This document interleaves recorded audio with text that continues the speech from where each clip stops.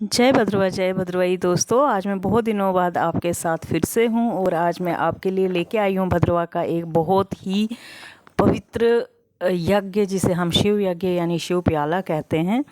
तो आपने जो पहले देखा उसे वार कहते हैं, और ये जो आप अभी देख रहे हैं क्लिप में, ये कोटला यानी रागी सीड्स जो होते हैं उनको उड़सना कहते हैं। उड़सना यानी उनका छिलका अलग करना।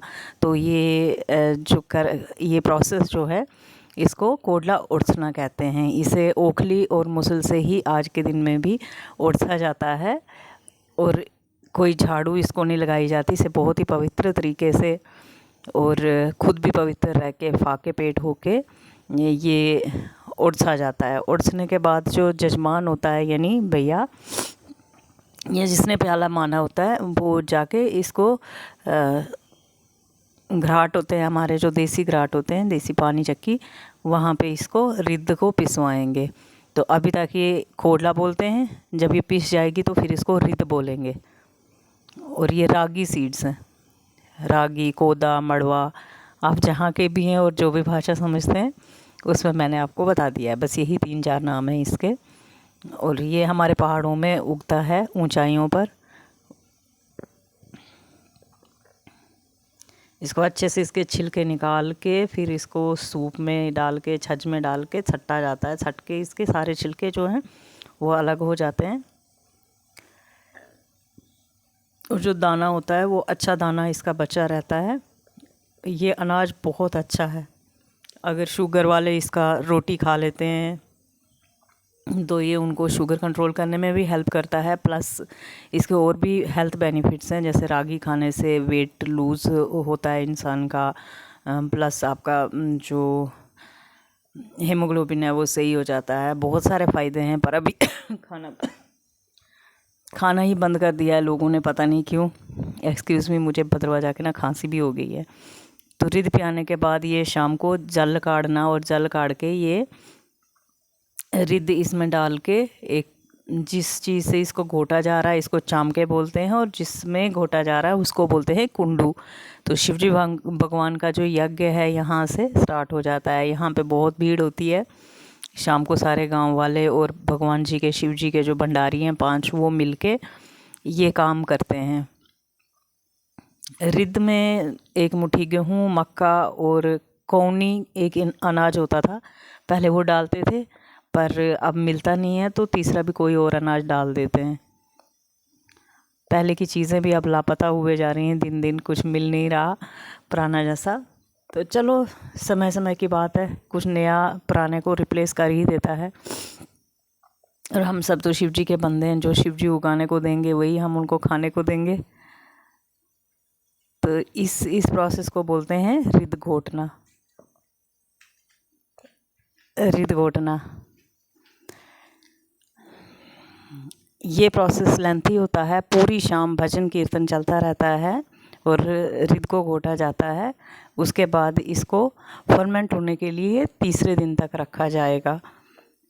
तो बहुत ही तन्मयता से ये भंडारी लोग जो हैं, ये शिवजी का गुणगान करते हुए, भजन कीर्तन करते हुए पूरी शाम रिद्ध घोटने का कार्यक्रम जो है वो हमारे यहाँ चालू रहता है।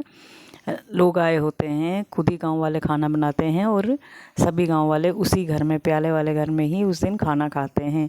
ये बहुत ही अच्छा लगता है। अभी शायद आपको उतना जोश ना आ रहा हो, लेकिन जितना अच्छा वहाँ था ना, ऐसा लग रहा था शिवजी खुद आके बैठ गए हैं घर के अंदर। तो जब ये रिद्ध घुट जाएगी और प्याला काढ़ जाएगा, प्याला काढ़ना बोलते हैं उसको, उसके बाद इसको कल का दिन फर्मेंट करने के लिए रख दिया जाएगा। उसको, उस दिन को थाकी बोलते हैं। तो थाकी वाले दिन भी शिव जी की सुबह आरती होती है, और उनको जो भांग के पत्ते होते हैं उनका प्रसाद चढ़ाया जाता है, जिसे निहारी बोलते हैं। निहारी हमारी भाषा में ब्रेकफास्ट को बोलते हैं। तो शिव जी को भी निहारी दी जाती है, ताकि शिव जी जो आपके घर मेहमान हैं 3 दिन के लिए आए, वो भूखे ना रहें। उनको भी भोग लगाया जाता है। फिर उसके भांग के अलावा आपने जो भी चढ़ाना है आप चढ़ा सकते हो, अपनी इच्छा के अनुसार, हलवा, कुछ भी जो भी चढ़ाना है। सुबह और शाम शिव जी की आरती हुआ करती है। और तीसरे दिन सुबह फिर प्याले का जो प्रोसेस है वो स्टार्ट होगा। तो कुल मिला के ये इतना अच्छा एक आयोजन हो जाता है, 3 दिन पता ही नहीं चलता कब निकल जाते हैं। और तीनों दिन समझो रिश्तेदार घर को विज़िट कर रहे होते हैं और लेडीज़ आ रहे होते हैं, रौनक मेला लगा होता है। तो ये हमारा पहाड़ी कल्चर है, जहाँ एक दिन की पूजा भी 3 दिन तक करी जाती थी, क्योंकि कोई हमको केटर नहीं बुलाने होते थे, कोई कुछ नहीं करना होता था, गांव वाले बनाते थे, गांव वाले खाते थे। तो अब ये 3rd डे सुबह की मॉर्निंग है। मद को छान के निशानी, जो ये पात्र आपको तांबे का दिख रहा है, इसको निशानी बोलते हैं शिव जी की। और इसमें जो उंडेल रहा है वो उस इंसान को कलाली बोलते हैं, और जो छान रहा है प्याले को वो भंडारी हैं। और जिन्होंने भी केसरी पटका सर पे बांधा है, ये सब शिव जी के भंडारी ही हैं। तो प्याला छानना और प्याले को निशानी में पहुंचाना, ये शिव जी की सेवा का अहम पार्ट है। ये सुबह की कार्रवाई होती है, सुबह 7 साढ़े 7 से शुरू हो जाता है काम, घर में पूजा। और क्योंकि वहाँ पे तो 2 प्याले थे, तो बहुत ही जल्दी काम शुरू कर दिया था। जिस छोटे पात्र में अभी रखा वो गणेश जी के नाम का होता है, उसको हेड़ू बोलते हैं। और बड़ा जो पात्र है ये शिव जी की निशानी बोलते हैं इसको। दोनों में मद बराबर बराबर का भर के डाल दिया गया। पता है यहाँ एक चमत्कार होता है, आपके पतीले में या आपने मद जितना भी बनाया है, निशानी से ओवर कभी नहीं होगा, वो उसमें पूरा आ जाएगा।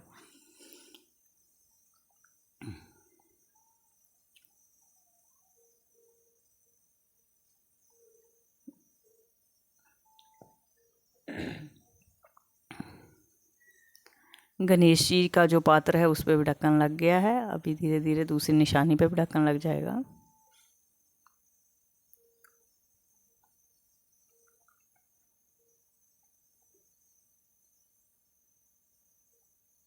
इस प्रोसेस को लुपरी देना बोलते हैं। ये मेरी माँ हैं जो लुपरी दे रहे हैं। लुपरी का मतलब है भगवान जी को घी गरम करके उसके साथ मसाज करना, मसाज देना। जैसे ये 3 बार लेके अंजलि में घी ऐसे मसाज करते हैं। शिव जी को भी और गणेश जी को भी।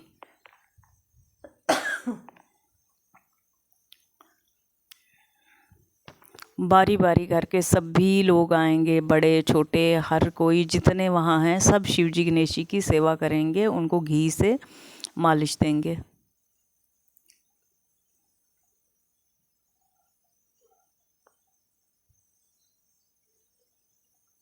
इसको लुपरी देना बोलते हैं। इसके पहले खाना नहीं खाया जाता, घर में कोई भी इंसान खाना नहीं खाता है। और फाके पेट ये पहले यहाँ तक करते हैं, यहाँ तक का पूजन होता है। फिर बाद में जो व्रती होते हैं, यजमान होते हैं, जिन्होंने माना होता है प्याला, वो ही व्रत करते हैं, और बाकी लोग जो हैं वो खाना खा लेते हैं दोपहर को। ये मेरे बड़े भाभी हैं, भैया तो दुनिया में रहे नहीं अब।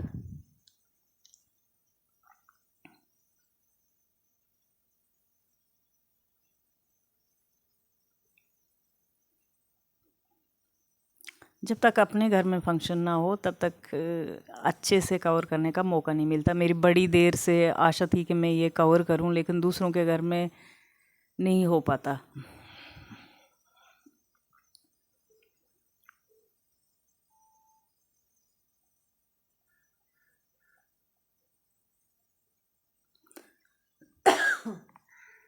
लोग यहाँ आते हैं अपनी इच्छा अनुसार, पैसे, फल, फ्रूट, आटा, जिसको रोट चढ़ाना बोलते हैं, और फूल वगैरह सब डालते हैं यहाँ निशानी के पास। शिव जी को जो उनके हाथ में वो अर्पण करते हैं। वैसे तो हम शिव जी को क्या देंगे, शिव जी ही तीनों लोगों को दे रहे हैं, पर अपनी इच्छा अनुसार, अपनी भक्ति अनुसार हम भी कुछ ना कुछ उनको अर्पित करते हैं।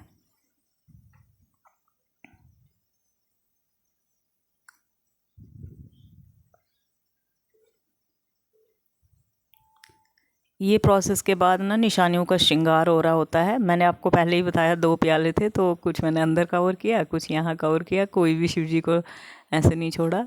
तो इनको फूलों के हार चढ़ाए जाते हैं।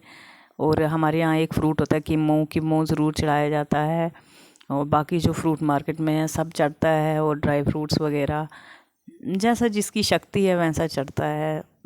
जो भी इंसान बोले। और मेन इनका जो रिद्धि सिद्धि का खजाना है वो है चावल। तो वो चावल भिगो के पहले निशानी पे डाले जाते हैं।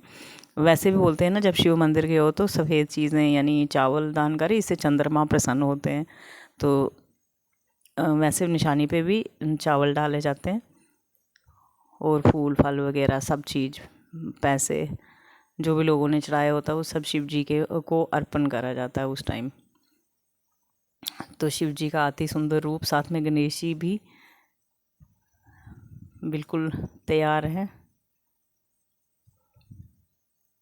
इसके बाद एक महाआरती होती है और इनको शिव जी को भोग लगाया जाता है। जो भी घर में खाना बना होता है ताज़ा, सारा शिव जी को भोग लगाया जाता है। उसके बाद लोग आरती करते हैं और उसको बोलते हैं अठौली का काम पूरा होना। अठौली यानी ये 8 क्रियाएं होती हैं जो शिव जी के लिए की जाती हैं, उसको अठौली बोलते हैं।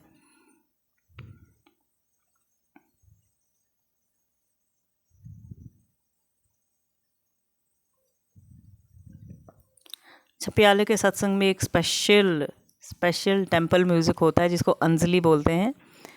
तो अंजलियाँ आजकल समाज से कुछ गायब हो गई हैं, और यहाँ भी मुझे कोई ऐसे लोग मिले नहीं जिन्होंने अंजलियाँ गाई हों। एक आए थे बहुत लेट, वो शाम के टाइम, मैंने बोला हम आपका वेट कर रहे थे। तो ये जो रस्म शुरू हो गई, इसे पात्र भरना कहते हैं। ये जो पात्र है तांबे का, ये शिव जी का पात्र है। इसको यजमान यानी जिसने प्याला माना होता है, तो ये प्याला मेरी भतीजे और भतीजे की वाइफ ने माना था। तो ये सुंदर जोड़ी अब शिव जी का पात्र भर रहे हैं। इसे मक्की से या चावल से पात्र भरा जाता है। जो इस साइड में बैठे हैं वो गुरुजी हैं, और बाकी भंडारी भी यहाँ अपनी हाजिरी लगा रहे हैं।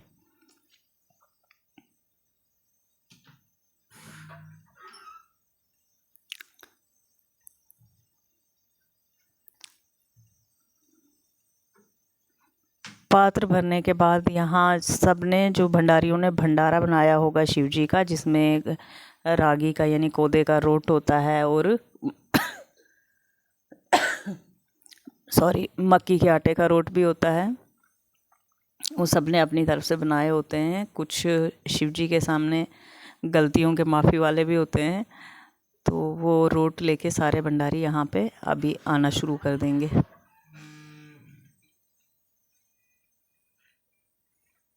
और पात्र पूजन भी होता है, इस पे भी अपना यथाशक्ति दान करते हैं लोग, शिव जी पे चढ़ाते हैं। ये जो ऊन है ना, आपको पता है शिव जी गद्दी ऊन का कितना रिश्ता है, भेड़ों का कितना रिश्ता है आपस में। तो ये पात्र पे भी ऊन रखी जाती है, रोड पे ऊन रख के ढका जाता है पात्र को। और अब ये भंडारी अपने अपने तरफ से भंडारा यानी रोट लेके आ रहे हैं।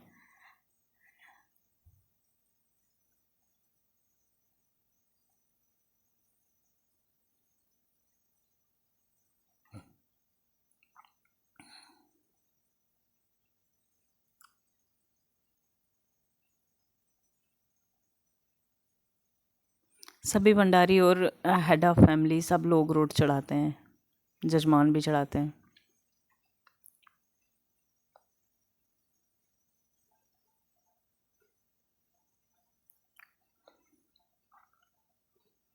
शिव जी की मंडली में एक गुरुजी और एक कलाली, कोतवाल, मसालची और 2 और भी लोग होते हैं जिनका मैं नाम मिस कर रही हूँ, याद नहीं आ रहा इस वक्त। तो आप लोग तो भद्रवाही हो, आपको पता है क्या क्या कौन कौन लोग होते हैं। तो इन सब का अपना अपना रोल होता है। शिव कथा भी होती है, पर शिव कथा अक्सर मुझे टाइम नहीं मिला है इस बात को समझने का। अगर मैं जिस दिन अच्छे से इसको स्टडी कर लूँगी तो पक्का एक वीडियो सेपरेट शिव कथा पे बनाऊँगी कि प्याले में आकर गुरुजी जो कथा करते हैं, जो पूजन करते हैं, वो कहते क्या हैं और किस संदर्भ में ये प्याला दिया जाता है।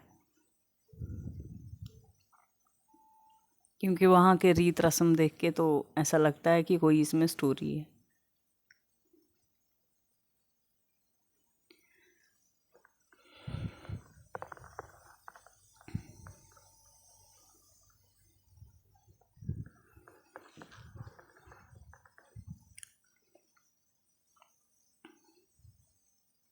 यहाँ घर के सभी लोग यथाशक्ति दान करके हाजिरी लगाते हैं शिव जी के चरणों में। और आप बिना कुछ दान किए भी माथा टेक के जाओ, शिव जी कभी नहीं बोलते कि यहाँ कुछ चढ़ाना है, क्योंकि वो दाता हैं, तीनों लोगों के दाता हैं, उनको हमसे क्या लेना देना होगा। अच्छा, जब तक ये पूजा चल रही होती है तब तक घर में जो लंच बना होता है, लंच नहीं, डिनर, एक्चुअली डिनर का ही होता है प्याला, तो जो भी खाना घर में बना होता है वो सबसे पहले गुरुजी शिव जी को प्रसाद चढ़ा के छकते हैं। छकते यानी कि ये गुड़ की हुंडी बोलेंगे। ये सब लोग भंडारी शिव जी के और गुरुजी और जजमान साथ में मिलके पहले प्रसाद खाएंगे, उसके बाद वो प्रसाद बन जाएगा। ऐसे तो वो खाना होता है, फिर उसके बाद वो प्रसाद बनेगा और सबको बाहर खिलाया जाएगा, जितने लोग इनवाइटेड होंगे, जो भी 400-500 भाईचारे के समाज के जितने लोगों को बुलाया गया होगा, रिश्तेदारों को, वो सारे लोग फिर ये प्रसाद ग्रहण करेंगे यहाँ पे। तो वो कोई 4, 4:30 से स्टार्ट होके खाना, तो 8, 9, 10 भी बज सकते हैं रात को, जितनी देर तक लोग आते रहें तब तक डिनर चलता रहता है, अनलिमिटेड होता है, ऐसा कुछ नहीं है कि इतने से इतने डिनर है।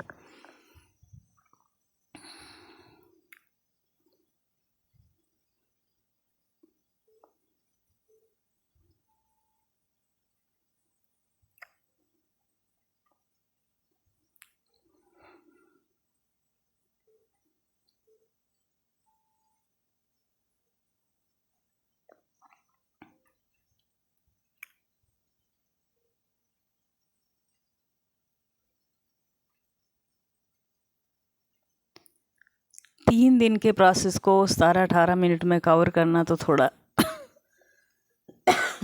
मुश्किल ही है, लेकिन मैंने कोशिश की है कि आप तक सही तरीका पहुंच पाए प्याले का, और उम्मीद करती हूँ आपको ज़रूर ये चीज़ पसंद आई होगी मेरी लाई हुई।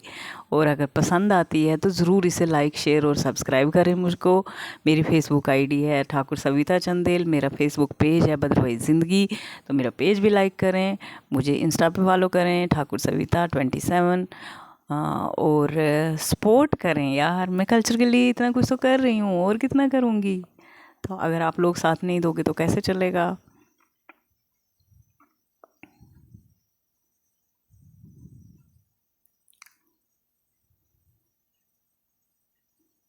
तो पूजा